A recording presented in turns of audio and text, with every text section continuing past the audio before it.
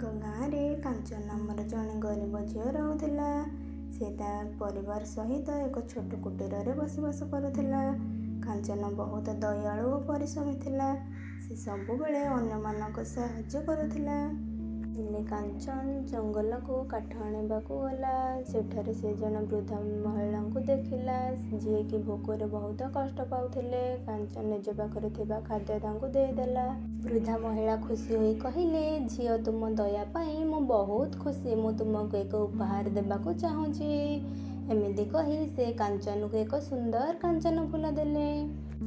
ବୃଦ୍ଧା କହିଲେ, ତୁମେ ଏହାକୁ ସତ୍ୟ ଓ ଭଲ କାମରେ ବ୍ୟବହାର କରିବ। ତୁମେ ଯେତେବେଳେ ଏହା ପାଖରେ ଭଲ ଇଚ୍ଛା କରିବ, ସେ ତାହା ପୂରଣ କରିବ।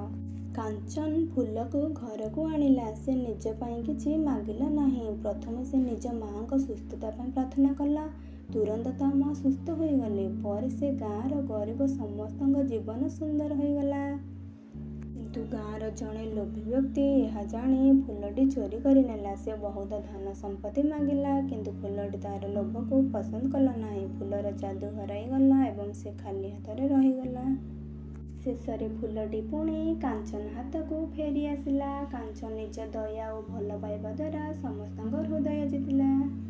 ନୀତି ଶିକ୍ଷା: ଦୟା ଓ ସତ୍ୟତା ଓ ନିଃସ୍ୱାର୍ଥ ସେବା ସବୁବେଳେ ଫଳ ଦେଇଥାଏ, କିନ୍ତୁ ଲୋଭ ଶେଷରେ କ୍ଷତି ଆଣେ।